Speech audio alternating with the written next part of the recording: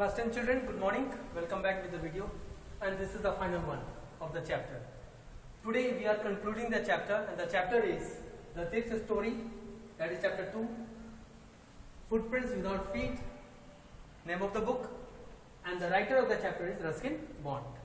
So before moving on and continuing, let us recall back what we did in the previous video, that is in the previous class. In the previous class, बहुत ज़्यादा we will not go further, a little bit of explanation so that कि आप एक recall हो जाए, याद हो जाए आपको, and that is कि हरी ट्रेन पे नहीं चढ़ता, बावजूद इसके कि ट्रेन प्लेटफॉर्म पे धीरे धीरे जा रही थी, लेकिन वो चढ़ा नहीं. कुछ ऐसा फीलिंग उसको हो रहा था कि कुड नॉट क्लाइंब, और वो वापस आ जाता है, प्लेटफॉर्म से निकलता है और चलता हुआ बाजार की तरफ आते हुए एक सोच में, एक गहरी सोच है वो बढ़ता जाता है, और उसकी सोच में फाइनल स्टेटमेंट ये रहती है कि अनिल को दुख तो होगा, ही वुड बी सैड, लेकिन वो पैसे के लिए दुख नहीं होगा, बल्कि उसको दुख इस बात की होगी कि जिस व्यक्ति पर उसने विश्वास किया था उसने उसके साथ बिट्रे किया, विश्वासघात किया. और यह सोचता हुआ वो वहां से बढ़ता है और आगे क्या होता है, let us see in today's class. और होता है क्या, Hari reached a park and sat on a bench. वो एक पार्क में पहुंचता है इसी सोच से, उधेड़पुर में, और जाकर एक बेंच पर बैठ जाता है. It was the month of November, the night was chilly. और ये जो भी वाक्य, जो भी सिचुएशन, जो भी स्थिति बन रही थी, ये सारी की सारी कहानी नवंबर मंथ की थी. और नवंबर हम सभी जानते हैं ठंडे का मौसम होता है. इट वॉज नाइट, और नाइट वॉज वेरी चिली, ठंडा मौसम था एकदम, रात्रि. It started raining heavily, he was wet, cold wind blow across his face. तभी अचानक बहुत तेज बारिश शुरू हो जाती है और बेंच पर बैठा बैठा वो भीग जाता है. ठंडी हवा उसके चेहरे पर थपेरे मार रहा होता है, बहती रहती है. Hari went back to bazaar, sat under the clock tower. He and his notes were wet. He and his notes were wet. W-E-T. It is wet. It was 12 o'clock. तो रात तो थी, लेकिन रात का टाइम क्या था, 12 बज रहा था. हरी वहां से निकलता है, बाजार की तरफ जाता है और जाकर एक क्लॉक टावर के नीचे बैठ जाता है. वो नोट को निकाल कर देखता है, गिनने की कोशिश करता है, लेकिन नोट भी भीग चुका है, वो खुद भी पूरी तरह से भीग चुका है, और रात को 12 बज रहे होते हैं. He thought it was Anil's money. He would have not stolen. Rather, he would get 2 or 3 rupees for the movie. और इस क्रम में, इस दौरान में वो शांत नहीं था. स्टिल उधेड़पुर उसके दिमाग में, मस्तिष्क में चल रही थी. He was still thinking. और क्या सोच रहा था कि ये जो पैसे मैंने चुराए ना, ये अनिल के थे, इस पर अनिल का अधिकार है, मेरा नहीं. अगर अनिल के पास रहता तो अनिल को ये जितना जान रहा था हरि सिंह, वो सोच रहा था कि अनिल मुझे इसी में से कुछ पैसे देता, 2-3 रुपए, ताकि मैं मूवी भी देख पाता.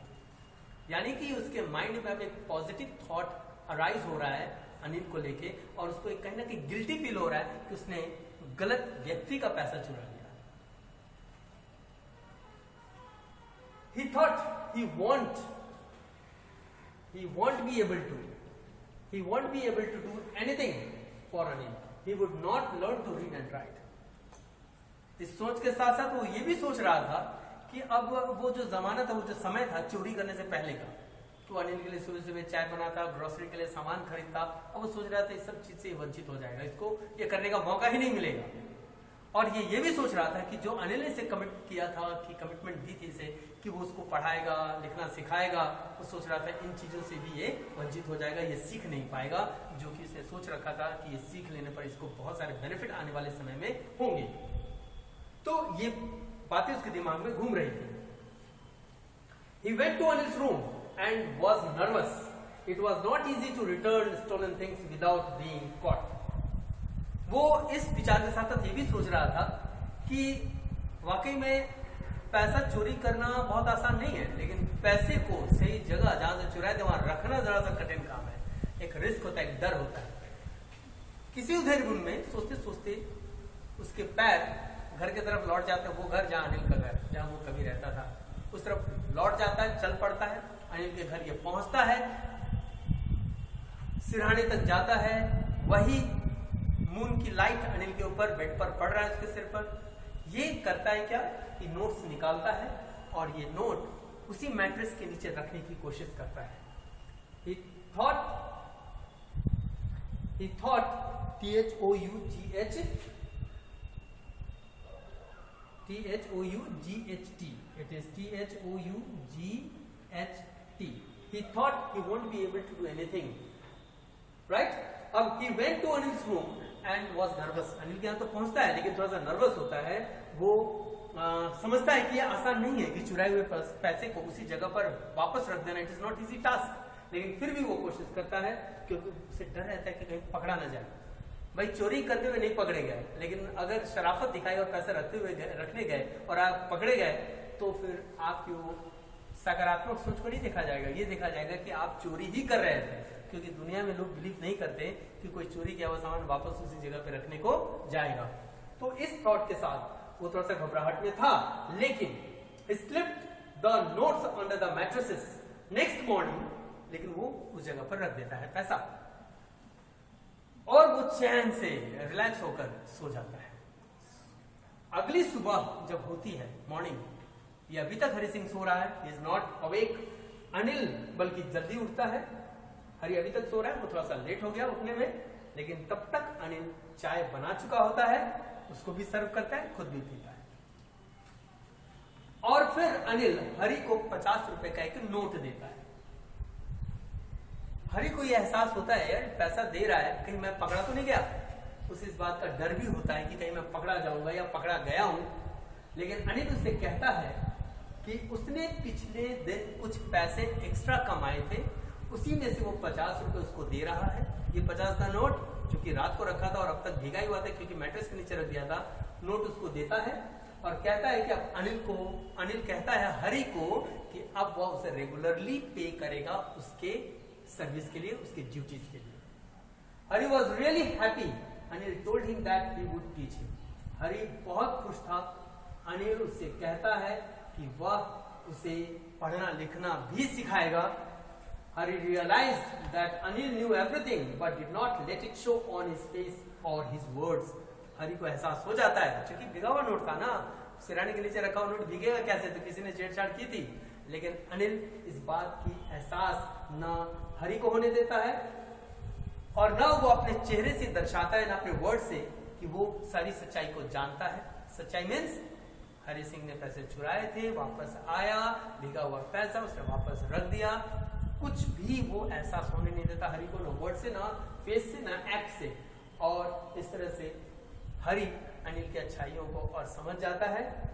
वे एक दूसरे पर स्माइल करते हैं। हरि का वही स्माइल जो पहली बार उसने मिला था, बहुत इंप्रेसिव वे में जो स्माइल किया था, उसी तरह का एक और इंप्रेसिव स्माइल अनिल को देता है। अनिल भी मुस्कुराता है और इस तरह से कहानी खत्म हो जाती है। The story ends.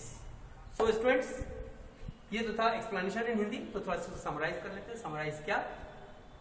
Anil did not, sorry, not Anil, Hari did not board the train. He went back, and back where? He reached the park. It was night, 12 o'clock. It was chilly weather because it was the month of November. It started raining. Hari got fully wet. He went out from the park. He went to a clock tower. He sit beside it to save himself from rain. But he and his money both were wet. He was in a deep thinking that it was not his money, it was Anil's money. He has earned it by labor. So he went, thought of going back to Anil's room, Anil's house, and give him the money. He reaches there. During this time, many thoughts arises in his mind. He was not able to work for Anil. Anil would not teach him because he won't be able to study as Anil has committed for. All these thinking were in his mind, and he moved towards the house of Anil. He reached there, he slipped the money, and after slipping the money under his mattress, he went to sleep. Next morning, he waked, but he was a bit late. Till that time, Anil has already woken up. He made the tea, he served him too, and along with it, he offered him a 50 rupee note, saying that saying that he in the previous day he had already earned a amount, and from that day onwards he would be paying him his regular wages for his work. Hari for a moment thought that he might have been caught by Anil, but Anil did not show any expression, neither by face nor by words, that he is aware about what Hari has done. And thus they smiled at each other, and Anil finally again promised him that he would teach him how to read and write, and thus the story concludes. And this is how the story, the thieves story, is complete today. So children, Hindi के साथ साथ English में मैंने explain कर दी. You have to note down the notes. एक बार go through कर ले सारे notes को. Go through the video once more.